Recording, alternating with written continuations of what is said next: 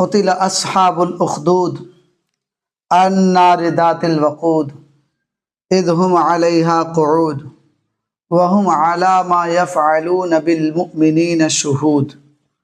اللہ تعالیٰ نے قرآن مقدس میں ارشاد فرمایا کہ وہ جو کھائی والے تھے ان پر لعنت ہو۔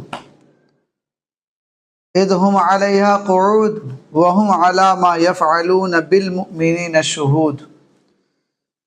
وہ جو کھائے کے کنارے بیٹھے تھے کرسیاں لگا کے، وهم علی ما یفعلون، اور وہ جو کر رہے تھے بالمؤمنین، مومنوں کے ساتھ، شہود، وہ خود ان کا اس کام پر گواہ ہیں۔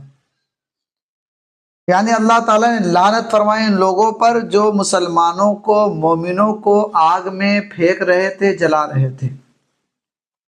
ایسا کیوں ہو رہا تھا وہ بھی سن لیجیے۔ ایک بہت بڑا بادشاہ تھا، اس بادشاہ نے کہا کہ میرے پاس جو جادوگر ہے وہ تو بوڑھا ہو چکا ہے، اب کیا ہوگا؟ تو بوڑھے جادوگر نے یہ بات سن لی اور آ کر بادشاہ سے کہنے لگا، بادشاہ سلامت، سچ مچ میں بوڑھا ہو گیا ہوں، میری ہڈیاں کمزور ہو گئی ہیں، آپ ایسا کریں کہ کوئی ایک چھوٹا سا بچہ دیں جسے ہم اپنا جادو والا علم سکھا سکیں، اسے جادوگر بنا سکیں۔ بادشاہ نے کہا ٹھیک ہے، ایک بچہ میں دیتا ہوں، اسے تم جادوگر بناؤ تاکہ میرے بادشاہی میں ایک جادوگر ہمیشہ رہے۔ اس نے کہا ٹھیک ہے، میرے آستانے پر، میرے کٹیا میں بھیج دینا تاکہ میں اس بچے کو جادو سکھا سکوں۔ وہ دور جادو سیکھنے سکھانے کا تھا، اور آج بھی لوگ جادو کرتے اور کرواتے ہیں۔ وہ بچہ سیکھنے جانے لگا، بادشاہ کے یہاں سے نکلتا، اپنے گھر جاتا، گھر سے جادوگر کے پاس۔ لیکن راستے میں ایک راہب ملا، راہب جو اللہ کی یاد میں کھوئے رہتے تھے، اللہ کے ولی، اللہ کے نیک بندے راستے میں رہتے تھے۔ وہ بندہ جب جاتا بچہ تو راستے میں ان سے ملاقات کر لیتا، بڑی اچھی باتیں ان کی لگتی، اور وہیں پر وہ ٹھہرنے لگا۔ جادوگر کے پاس کم آنا جانا ہونے لگا، ان کے پاس زیادہ بیٹھنے لگا۔ تو ایک دن اس نے اس اللہ کے نیک بندے سے کہا، اس ولی اللہ سے کہا کہ حضور مجھے جادوگر کے پاس اچھا نہیں لگتا، مجھے آپ کے پاس اچھا لگتا ہے، لیکن گھر جاتا ہوں تو گھر والے کہتے کہ جادوگر کے پاس جاؤ، اور جادوگر والے کے پاس نہیں جاتا تو وہ کہتا کیوں نہیں آئے، تو کیا کروں؟ آپ نے کہا کہ جب جادوگر تمہیں کہے کہ لیٹ آتے تو کہہ دینا کہ کوئی ایسے ایسے کام پڑ جاتا ہے، کچھ اپنی باتیں بتا دینا، اور گھر والوں کو بھی کچھ ایسے بتا کے ان کو ٹال دو، اور اپنے جگر کو، اپنے دل کو علم والا مال دو۔ بچہ فی الحال سمجھ گیا، اور یہ ان بزرگ کے پاس سیکھنے لگا علم نجوم، علم قرآن، علم حدیث۔ اب آپ سوچیں گے علم قرآن کیسے سیکھے گا جبکہ قرآن اترا نہیں تھا؟ تو نبی کی باتیں پہلے بھی لوگ بتاتے تھے کہ ایسے ایسے قرآن نازل ہوں گا، نبی نازل ہوں گے، نبی آئیں گے، قرآن آئے گا۔ تو جو اللہ کے ولی ہوتے تھے انہیں معلوم ہوتا تھا، کیونکہ وہ اپنی کتابوں میں پڑھتے تھے۔ فی الحال وہ اللہ کی باتیں بتانے لگے کہ اللہ ایک ہے، اس نے جنت بنائی، دوزخ بنائی، جو ریاضت کرتا ہے اللہ تعالیٰ اسے اپنا ولی بنا لیتا ہے۔ وہ بندہ خوب محنت کرنے لگا اللہ کی بارگاہ میں، اللہ کو راضی کرنے لگا۔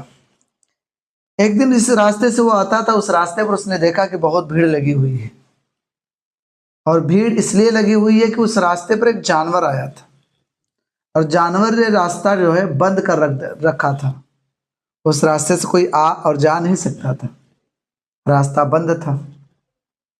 راستہ بند ہونے کی وجہ سے آواگمن رکا ہوا تھا، آنا جانا رکا ہوا تھا، آمد و رفت بند تھی۔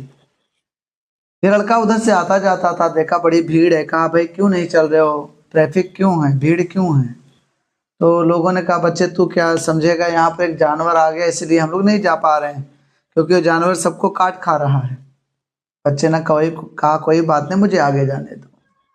بچہ آگے گیا تو ہاتھ میں ایک اس نے پتھر لیا اور اللہ کی بارگاہ میں عرض کیا، اللہ تعالیٰ میں اس پتھر کو لے کر اب آزمانا چاہتا ہوں کہ تیرے نزدیک اگر یہ بزرگ بندہ جو تیرا دوست ہے اگر افضل ہے تو میرے اس پتھر سے اس جانور کو ہلاک کر دے۔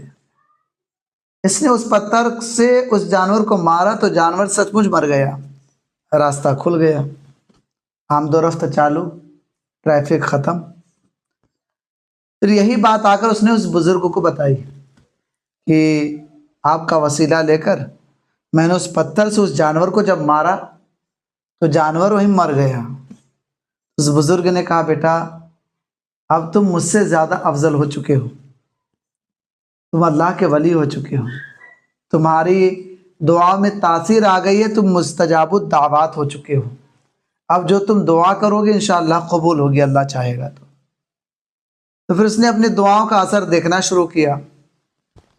جو مادرزاد اندھے ہوتے تھے، پیدائشی اندھے ہوتے تھے، ان کے لیے دعا کرتا تو ان کی آنکھیں ٹھیک ہو جاتی، ان کو روشنی مل جاتی۔ کوئی لنگڑا لولا ہوتا انہیں چھو دیتا تو وہ چلنے پھرنے لگ جاتے۔ کوئی پریشان ہوتا، بیمار ہوتا، انہیں چھو دیتا، ان کے لیے دعا کر دیتا تو صحت یاب ہو جاتے۔ برس کی بیماری مبتلا جو تھے، جن کو کوڑ ہو چکا ہوتا تھا، ان کو چھو دیتا یا ان کے لیے دعائیں کر دیتا، وہ ٹھیک ہو جاتے۔ جن کے سر پہ بال نہ ہوتے، مال نہ ہوتے، بدن پہ اچھے کھال نہ ہوتے، سب کے لیے دعائیں کرتا تھا اور دعائیں قبول ہو جاتی۔ اب یہ بات بڑی مشہور ہوئی تو بادشاہ کے بغل میں ایک اندھا وزیر بیٹھتا تھا جس کی آنکھیں نہیں تھیں۔ وہ بڑے تحفے تحائف لے کر، بڑے انعام لے کر، بڑے گفٹ لے کر اس بچے کے پاس آیا اور کہنے لگا کہ مجھ سے یہ تحفہ لے لو اور میرے لیے بھی دعا کرو، میری بھی آنکھیں ٹھیک ہو جائیں۔ تو اس نے کہا، دیکھو بھائی میں تحفہ تو نہیں لوں گا کیونکہ میں ٹھیک نہیں کرتا ہوں، میرا رب ٹھیک کرتا ہے۔ سبحان اللہ۔ اب سوچو یہاں پر تھوڑی سی کچھ آ جاتا ہے، تھوڑی سی انسان کے اندر ہنر آ جاتا تو وہ کہتا ہے میں نے کیا، نہیں، سب اللہ کرتا ہے۔ اس بچے نے کہا کہ سب اللہ کرتا ہے، میں کچھ نہیں کرتا ہوں۔ تو اس نے دعا فرمائی، اس اندھے وزیر کی آنکھیں جو ہیں واپس آ گئیں، ریٹرن ہو گئیں۔ بہت خوش ہوا۔ بادشاہ کے پاس جب گیا تو بادشاہ نے دیکھا کل تو اندھا تھا، آج کیسے ٹھیک ہو گیا؟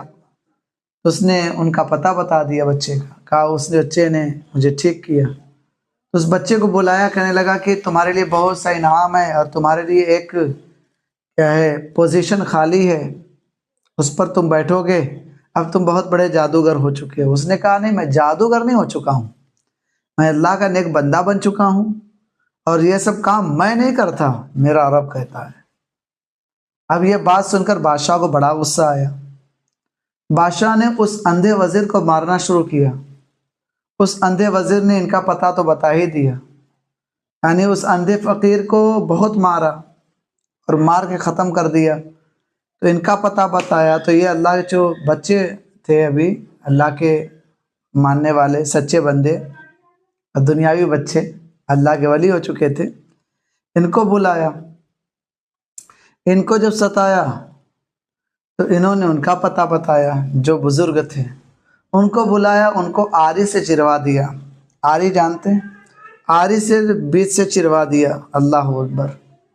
پھر اس کے بعد ان کی باری آئی، کہنے لگا میں تمہیں بھی مار دوں گا، ورنہ تم اللہ کا نام نہ لو، میرا نام لو، میں خود خدا ہوں، معاذ اللہ۔